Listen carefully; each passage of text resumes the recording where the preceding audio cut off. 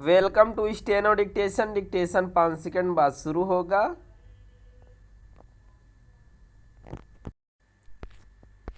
Start. Bengaluru के एक cafe में बम धमाका हर लिहाज से एक बड़ी और चिंताजनक घटना है। एक तो यह धमाका ऐसे समय हुआ जब आम चुनावों की घोषणा होने ही वाली है और दूसरे भारत की सिलिकॉन वैली माने जाने वाले शहर में हुआ।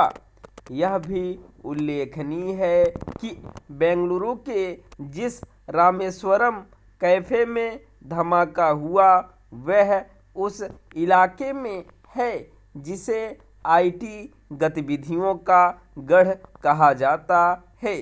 क्या किसी ने इस कैफे को इसलिए निशाना बनाया ताकि दुनिया भर का ध्यान आकर्षित किया जा सके?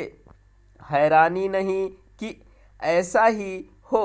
यह तो गनीमत है कि बम धमाके में घायल लोग खतरे से बाहर बताए जा रहे हैं, लेकिन इस धमाके की प्रकृति यही संकेत करती है कि उसके पीछे किसी आतंकी का हाथ हो सकता है। धमाका एक बैग में रखी आईईडी से किया गया जिसे कोई छोड़ गया था। यह तो आतंकियों वाला तौर तरीका ही है। यह अच्छा हुआ कि राष्ट्रीय जांच एजेंसी ने घटना स्थल पर पहुंचकर छानबीन शुरू कर दी है।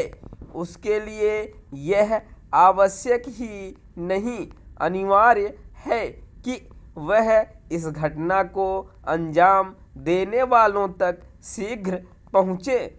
दहशत पैदा करने वाली इस घटना के पीछे कोई लोन वुल्फ यानी इकलौता शख्स भी हो सकता है और पूरा गिरोह भी। इसकी अनदेखी नहीं की जा सकती कि हाल के समय में दक्षिण भारत में कई आतंकी मॉड्यूल बेनकाब किए गए हैं। बेंगलुरु के कैफे में धमाके की पुष्टि होने और उसके पीछे किसी आतंकी का हाथ होने की आशंका उभरते ही राजनीतिक दलों के बीच आरोप प्रत्यारोप शुरू हो गया है। ऐसा नहीं होना चाहिए, लेकिन अपने देश में हमेशा ऐसा ही होता है।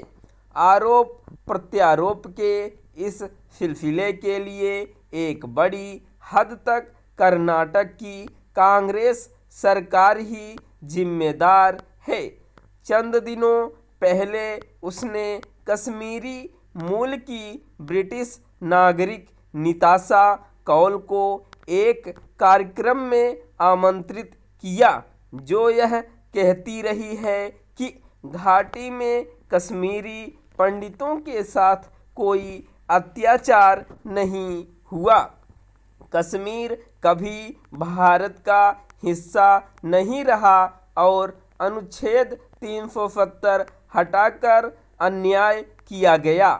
पाकिस्तान जाकर भारत के खिलाफ जहर उगल चुकी इस महिला को जब देश में घुसने नहीं दिया गया तो उल्टे भारत सरकार को कटघरे में खड़ा किया गया।